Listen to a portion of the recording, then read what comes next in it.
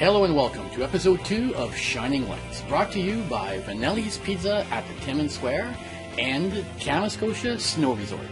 Our guest today is Timmins native and current president of Skate Canada, Leanna Caron. Can you provide us a bit of a timeline of how you transitioned from participating in figure skating in the Timmins area into becoming involved with Skate Canada? Did a lot of judging in the Timmins area, skated for the Timmins Porcupine Figure Skating Club, and also skated a bit in South End. And from that point, just kind of progressed as a judge through the system in Canada.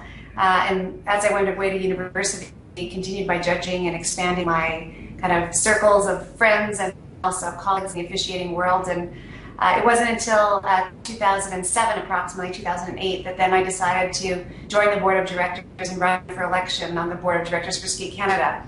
And so I was on the board of directors for about 5 years and ran for the position of presidency, which I was successful in getting in 2013. So I've been president now for a year and a half. And hopefully we'll go forward with the next election and have another term as president with the organization.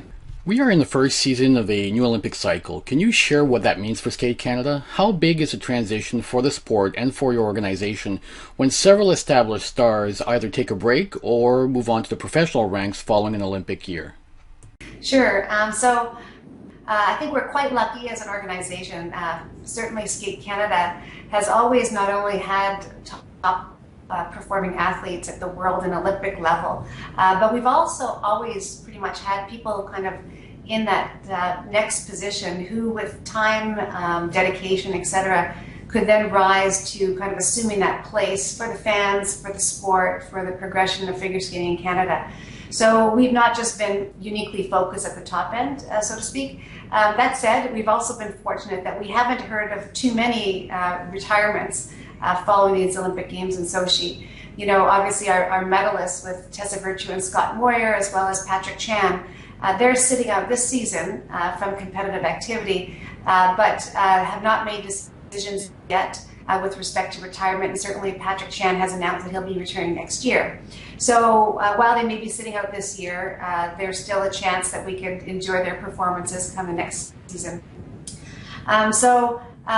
We are now clearly focused this year on kind of those next group of skaters to make sure that they have the performances and get rewarded appropriately on the international scene. And two key individuals, our two teams, in fact, our ice dance team of Caitlin Weaver and Andrew Poge, who were second at the World Championships last year, missing a gold medal by 0.02 points. And also Eric Radford and Megan Duhamel, Megan coming from Sudbury, Ontario. They also have an excellent chance of another podium finish, and we're hoping for gold for both those teams. So just as I said, we've been lucky of having kind of a succession plan in terms of future skaters and generations that are growing equally as well as our top teams post-Olympic season. Most people only know figure skating from what they see on TV. Can you briefly explain the work and logistics involved in putting on a major event such as Skate Canada or the Canadian Championships? Sure, and I think actually, I'll give you my kind of cursory opinion on that. I think certainly I would direct that question to our CEO, Dan Thompson, because a lot of the organization and planning that takes place for event management happens through our office staff that's based in Ottawa, Ontario. Having said that, Skate Canada is well recognized not only in Canada but also from our colleagues throughout the world as being an organization who really knows how to host international events as well as domestic events.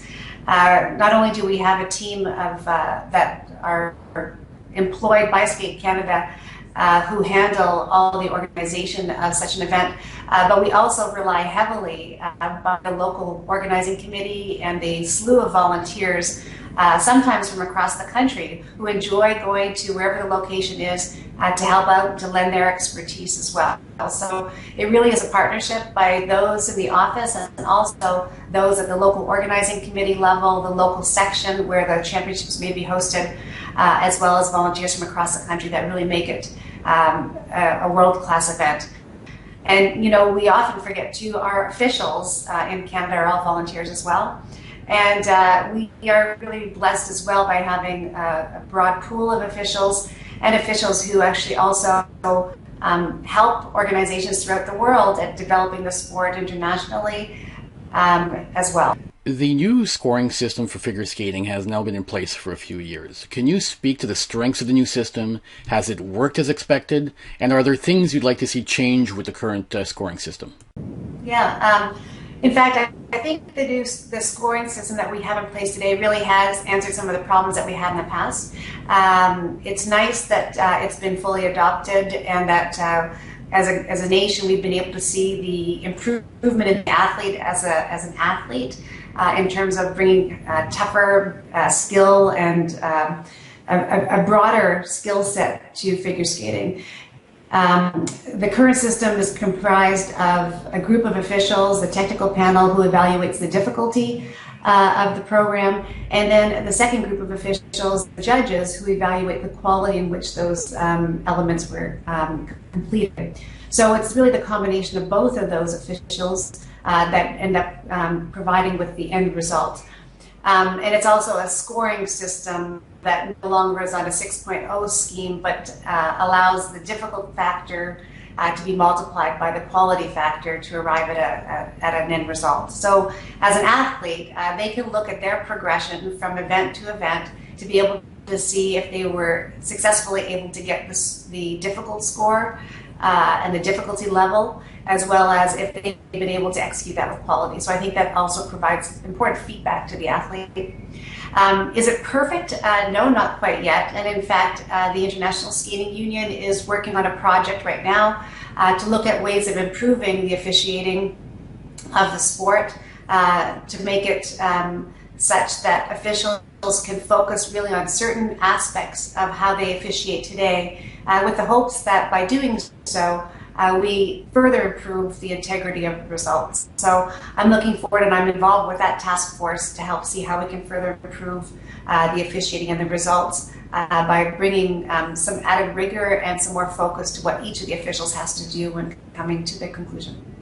Can you share one or two interesting stories that you've experienced through your travels to different figure skating competitions across the world? You know, there have been so many, it's really hard to focus on one or two. I can tell you though, what I really appreciate when I've either traveled as an official or as I've traveled as being president of Skate Canada is the fact that, you know, we have a certain glue amongst all of these skating federations, and that's our joy and love of figure skating that holds us together. But certainly when you attend an event in Japan, the way that they organize things is very different, and it's really nice to be able to go to these places and have that commonality of figure skating, but certainly appreciate the culture in a different way. So that's something that I've found rewarding as I've been able to travel either as an official or as president. The one thing I will say is I really did appreciate going this year to Sochi as the president of Skate Canada, knowing that we had one of our strongest teams ever. And in fact, we demonstrated that by taking home the silver medal in the first ever team event at the Olympic Games. So it was really nice to be able to kind of show my Canadian colors as the president, certainly with the talent that we had with the team event in Sochi. So that was a really special moment for me, one that I'll remember for a long time. Can you provide our viewers maybe with a heads up on a couple of individual skaters or Paris teams from Canada that fans may not have actually heard of yet, but that they should keep an eye on moving forward as future hopes for Canada, either at the national or international level? So one team I'll just call out is, and they did compete at Skate Canada International as well as at Skate America. They're an up-and-coming young dance team. Elizabeth Paradis and Jean-François Ouellette from Quebec. Training in Montreal. They really stepped onto the international scene this year, and people are taking note of them. So, you know, I would say there's probably some exciting things to come from them. And then also, of course, we have last year's previous junior world champion in men's skating and is now in the senior ranks, and Nam Yen, skating in Toronto, originally from Vancouver. Young man who is pretty exciting to see the progress that he's been making this season as well. So I think he'll be with us for quite a few years to come as well. You've had the opportunity to be around some very successful figure skaters. If you had a piece of advice for young skaters that are hoping to someday compete at the elite level, what would it be? I think a lot of what it comes down to, I think, in almost anything in life is just about hard work and discipline. I think figure skating could be at times a very lonely sport, so it's important that you kind of have your goals set out. Make sure that you educate yourself about what trends are happening in the sport, either at the coaching level or also just with respect to what officials and what the sport is evolving to be. But I think at the end of the day, nothing really surpasses hard work discipline, especially in a sport that can sometimes be lonely, because you have to really be self-motivated to make progress. A final question for you, Mrs. Caron. Do you believe that it is possible for a skater who is learning and gaining experience in a smaller community, working out and practicing and training with a smaller club, is it possible for that type of skater to make it at the elite level from that club? Or are we still in a situation where if a skater wants to get to the elite level, he or she, or a pair, if you will, have to move to a bigger center, be it Toronto, Vancouver, Montreal, or perhaps Barrie, and train there with some of the better known or bigger clubs, better known coaches or bigger clubs in the country? Yeah, I think that's a great question. I think traditionally we see that skaters can start in a small town community, wherever that is, like Timmins, and then at some point they've had to typically make a decision to train elsewhere. But I think with what we're implementing now with Skate Canada, we're establishing centers of excellence across the country. There will be one in Ontario, in Toronto, and 3 others across the country, with the goal being that these centers of excellence act as kind of a hub with spokes, and obviously the spokes can be in any local community. The idea here is that you would periodically show up as an athlete with your coach to these centers of excellence, get all the training and pointers necessary, not just from an on-ice perspective, but also from an off-ice perspective, whether that be from a physiologic standpoint, sports medicine standpoint, etc., but that you can then take that home with you. Coach mentorship approach, so that skaters can spend more time at home, because I think there's a certain appreciation of a home environment maybe being conducive to a happier environment for a skater. Not everyone is equipped with an ability to just pick up and leave when you're 12, 13 years old, or if not earlier than that. So there's an appreciation that that environment may be also conducive to helping form a better rounded athlete in person eventually. So I think hopefully this will materialize out in the coming years, but it's part of one of our strategic tenets in our quadrennial strategic plan as an organization. Well, that does it for this edition of Shining Lights. I'd like to thank our guest today, Leanna Caron, President of Skate Canada. Join us next time when we interview Timmins native and nationally renowned hairstylist Alain Larrivé.